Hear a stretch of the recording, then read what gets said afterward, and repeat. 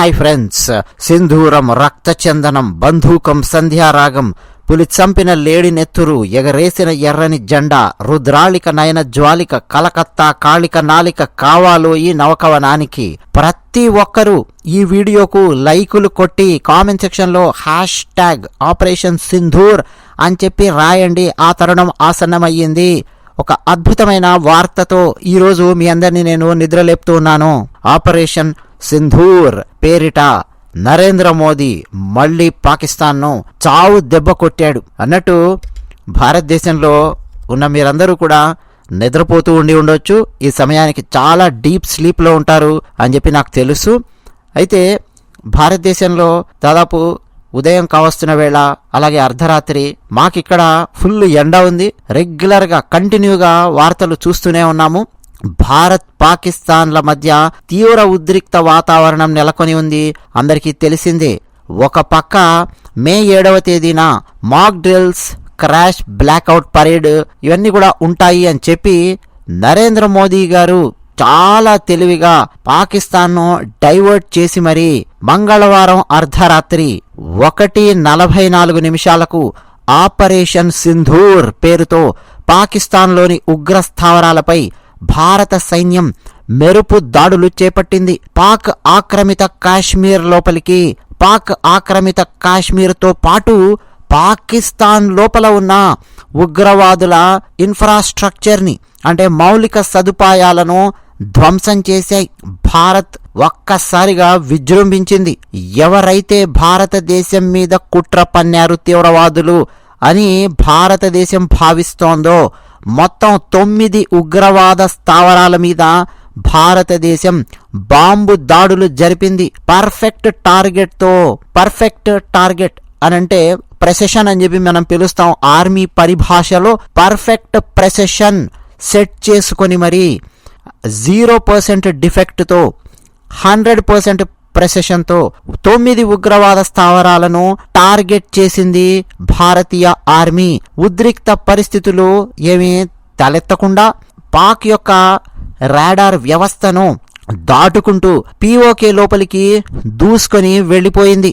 అయితే పాకిస్తాన్ యొక్క సైనిక సదుపాయాల మీద ఎక్కడ భారత్ దాడులు చేయలేదు అన్న విషయాన్ని కూడా స్పష్టం చేసింది. అంటే పాకిస్తాన్ మీద యుద్ధం కాదు, ఇంకా మేము ప్రారంభించింది తీవ్రవాద స్థావరాల మీద, అంటే ఉగ్రవాద స్థావరాల మీద సర్జికల్ దాడులు, మెరుపు దాడులు చేసినట్టుగా భారత ఆర్మీ ప్రకటించింది. మంగళవారం అర్ధరాత్రి 1:44 అంటే 1:44 అంటే భారతదేశంలో అందరూ దాదాపు నిద్ర మత్తులో జోగుతూ లేదా పూర్తి నిద్ర లోపలికి జారుకొని ఉన్నటువంటి తరుణంలో ఆపరేషన్ సింధూర్ మొదలు పెట్టింది భారత్. ఒక్కసారిగా పహల్గామ్ దాడికి బాధ్యులను జవాబుదారీగా చేస్తూ వాళ్ళందరినీ గుర్తించి, ఎవడెవడైతే జవాబుదారీగా ఉన్నాడో వాళ్ళందరినీ, బాధ్యులందరినీ గుర్తించి చీల్చి చెండాడతాము అని భారత్ ఈ పాటికే ప్రకటించింది. నరేంద్ర మోదీ గారు ఇంకా ఏం చేయట్లేదేంటి, యుద్ధం చేస్తారా, ఎప్పుడు చేస్తారు, ఏం చేస్తారు అన్న కోణంలో ఇంకా సోషల్ మీడియాలో చర్చలు, రచ్చబండ చర్చలు, గట్టు మీద కూర్చొని మాట్లాడే వాళ్ళు కూడా మోడీ ఇంకా ఏం చేయట్లేదేంటి, ఇట్లా మాట్లాడే బ్యాచ్లు ఇవన్నీ కూడా ఉన్నాయి, మనం చూస్తున్నాం. కానీ అండి, ఎప్పుడు చెయ్యాలి, ఎక్కడ చెయ్యాలి, ఎలా చెయ్యాలి, ఎవరిని టార్గెట్ చెయ్యాలి, ఏం చేస్తాము, దాని రిపర్కషన్స్ వస్తే సిద్ధంగా ఎలా ఉంటాము అన్నది చాలా చాలా ప్రణాళికాబద్ధంగా నరేంద్ర మోదీ గారి ప్రభుత్వము పర్ఫెక్ట్ ప్లానింగ్తో వ్యవహరించింది. మరోసారి POK దాటి అత్యంత పర్ఫెక్ట్ ప్రెసెషన్తో పహల్గామ్ దాడికి బాధ్యులు అని చెప్పి ఎవరినైతే భావిస్తూ ఉన్నారో 9 ఉగ్రవాద స్థావరాల మీద మెరుపు దాడులు చేపట్టింది. బీభత్స భయానకమైన బాంబు దాడులతో ఉగ్రవాదుల ఇన్ఫ్రాస్ట్రక్చర్ను ధ్వంసం చేసింది భారత ఆర్మీ. అయితే ఈ సంఘటన జరిగిన తర్వాత భారత ప్రభుత్వం ప్రకటన అనంతరం నిజానికి ఇండియన్ ఆర్మీ స్పందించింది. చాలా సింపుల్గా ట్విట్టర్లో ఒకే ఒక వాక్యం పెట్టింది, న్యాయం జరిగింది. తెలుగులో చెప్పాలంటే అంటే జస్టిస్ ఇచ్చాము అన్నట్టు ఒక పోస్ట్ పెట్టింది భారతీయ ఆర్మీ. అయితే అండి, ఆపరేషన్ సింధూర్ అని చెప్పి ఎందుకు పెట్టారు అనేది నేను ఇంకా లోతుగా ఆలోచించలేదు.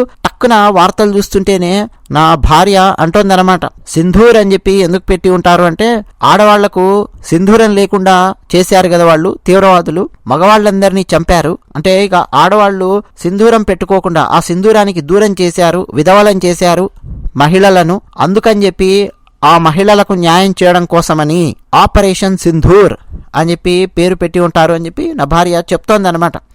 అఫ్కోర్స్ నేను ఇంకా దాని గురించి ఆపరేషన్ సింధూర్ అని చెప్పి ఎందుకు పెట్టారు అన్నటువంటి డైరెక్షన్లోకి నేను వెళ్ళలేదు. ప్రెసిషన్ కోసం ఆ గైడెడ్ టెక్నాలజీ ఏం యూజ్ చేసి ఉంటారు ఇది దానికి సంబంధించి నేను చెక్ చేస్తూ ఉన్నాను. బట్ న్యాయం జరిగింది అని చెప్పి ఎక్స్లో పోస్ట్ చేయడము ఇండియన్ ఆర్మీ ఇవన్నీ అయిన తర్వాత మరి పాకిస్తాన్ వాళ్ళు స్పందించారా లేదా అన్నది కూడా కీలకం కదా. ఎస్, అక్కడికి కూడా వస్తున్నాను.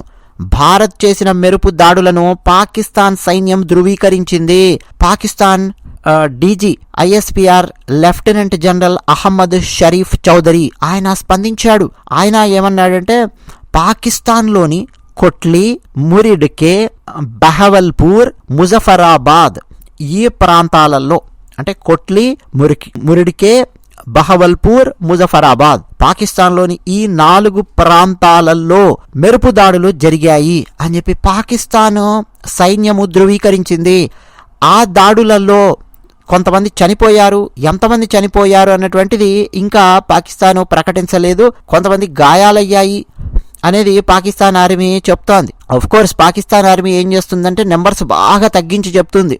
300 మంది చనిపోతే 30 మంది చనిపోయారు, లేకపోతే 100 మంది చనిపోతే 2-3 చనిపోయారు అని, 150 మందికో 200 మందికో గాయాలైతే 10 మందికి గాయాలయ్యాయి, 12 మందికి గాయాలయ్యాయి అని చెప్పి పాకిస్తాన్ ఆర్మీ పచ్చి అబద్ధం చెప్తుంది అన్న విషయం కూడా మనకు చాలా సులభంగా బాలాకోట్ స్ట్రైక్స్ తర్వాత కూడా అర్థమైపోయింది. సో ఇప్పుడు కూడా పాకిస్తాన్ ఆర్మీ 3 చనిపోయారు, 12 మంది గాయాలయ్యాయి, 10 మందికి గాయాలయ్యాయి ఇట్లా మాట్లాడే అవకాశాలు కూడా ఉన్నాయి. ఇక భారత ప్రభుత్వం ఇంకా ప్రకటించలేదు ఎంతమంది మరణించారు ఏంటి అన్నది. ఇండియన్ ఆర్మీ ప్రకటించిన తర్వాత మాత్రమే మనము మాట్లాడాలి అన్నది గుర్తుపెట్టుకోవాలి. తర్వాత ఇండియన్ ఆర్మీ చేసినటువంటి మెరుపు దాడుల మీద పాకిస్తాన్ ప్రధాని ఆయన కూడా నిద్ర ఎగిరిపోయి ఉంటుంది, బెడ్ దిగి పరిగెత్తుకుంటూ వచ్చింటాడు, జుబ్బా దులుపుకుంటూ వచ్చి మీడియా ముందు నించొని షహబాజ్ షరీఫ్ ఆయన స్పందించాడు.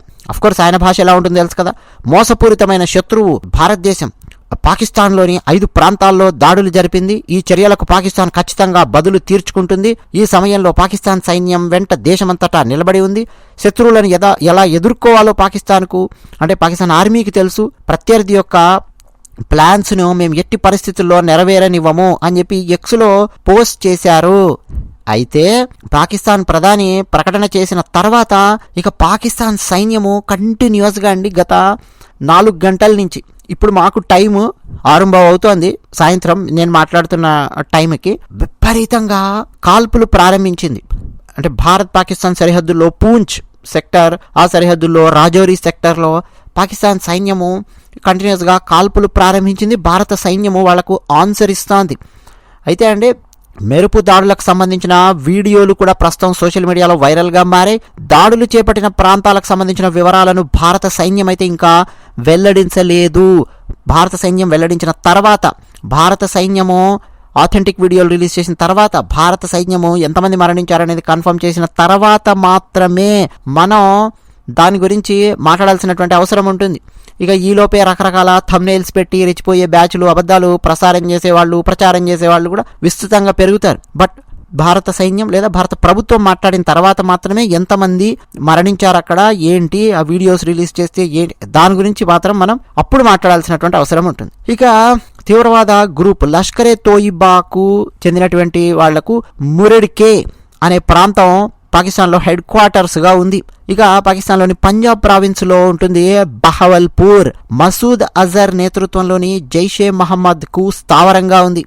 ఇక మొత్తం భారతదేశ వ్యాప్తంగా ఈరోజు కేంద్ర ప్రభుత్వం మాక్ డ్రిల్స్ నిర్వహించబోతోంది. ఈ వేళ అకస్మాత్తుగా అర్ధరాత్రి మెరుపు దాడులు స్ట్రైక్స్ పాకిస్తాన్ మీద జరగడం అనేది ఒక ఆసక్తిని నెలకొల్పుతోంది. ఆపరేషన్ సింధూర్ గురించి ఇప్పటికే ఇక ఒక్కొక్కరు నిద్ర లేవండి అని చెప్పి ఒక్కొక్కరిని నిద్ర లేపుతూ ఉన్నట్టున్నారు.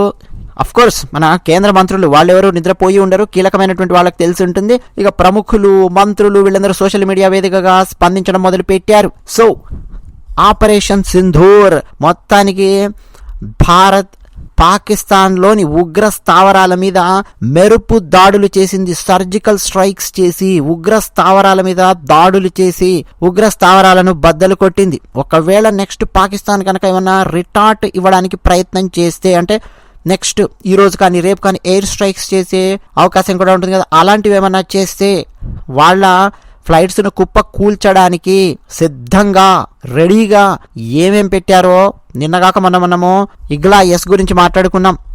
అలాగే S-400 రెడీగా ఉంది, బ్రహ్మోస్ మిసైల్స్, పినాకా ఉంది, వరుసగా అండి మన దగ్గర సిద్ధంగా ఉన్నారన్నమాట. భారత ఆర్మీ త్రివిధ దళాలు సిద్ధంగా ఉన్నాయి. ఏ డైరెక్షన్ నుంచి పాకిస్తాన్ వచ్చి ఎక్కడ కొట్టినా గానీ కుప్ప కూల్చడానికి భారత త్రివిధ దళాలు సిద్ధంగా ఉన్నాయి. అవన్నీ రెడీ చేసుకున్న తర్వాతనే ఈ సర్జికల్ స్ట్రైక్స్ నిర్వహించారు ఆపరేషన్ సింధూర్ పేరిట. అయితే ఇక్కడితో ఇది ఆగేలా ఏం కనిపించడం లేదు. అయితే ఈ దాడుల కంటే ముందు కూడా సింధు జలాలను ఆపడం అన్నది చాలా పెద్ద యుద్ధం పాకిస్తాన్ మీద. కొన్ని కోట్ల మంది పాకిస్తానీలు రాబోయే భవిష్యత్తులో కరువు కాటకాల బారిన పడబోతూ ఉన్నారు. పాకిస్తాన్ ఆర్థిక వ్యవస్థ ఘోరంగా కుప్ప కూలబోతోంది. భారతదేశంలోని సామాన్యమైన ప్రజలను ముట్టుకుంటే ఏం చేస్తుంది భారత ప్రభుత్వం అనేది మరోసారి నరేంద్ర మోదీ గారి ప్రభుత్వం నిరూపించి చూపించింది. ఇది 26/11 సంఘటన తర్వాత చేతులు మూడుచుకొని కూర్చునేటటువంటి ప్రభుత్వం కాదు అన్న విషయం మోదీ గారి ప్రభుత్వం ప్రూవ్ చేసింది. ఇది హైదరాబాద్ గోకుల్ చాట్లో లుమినీ పార్క్లో పేలుళ్లు జరిపిన తర్వాత చేతులు ముడుచుకొని కూర్చునే ప్రభుత్వం కాదు అని చెప్పి మోదీ గారి ప్రభుత్వం మరోసారి నిరూపించింది. సో ఆపరేషన్ సింధూర్కు సంబంధించిన విషయాలు వివరాలు మరిన్ని వస్తాయి, తెలుసుకోవడానికి సిద్ధంగా ఉండండి. భారత ప్రభుత్వం ఇంకా ఏమేమి మాట్లాడుతుంది దీనికి సంబంధించి అవన్నీ కూడా మనం రెడీగా ఉన్నాం. వాళ్ళు ఏం చెప్తారో వినడానికి. అదే విషయం #ఆపరేషన్ సింధూర్ అని చెప్పి మీరు కూడా కామెంట్ సెక్షన్లో రాయండి. వీడియో లైక్ కొట్టడం మర్చిపోకండి. మీ అభిప్రాయాలు కామెంట్ సెక్షన్లో రాయండి. ధన్యవాదాలు.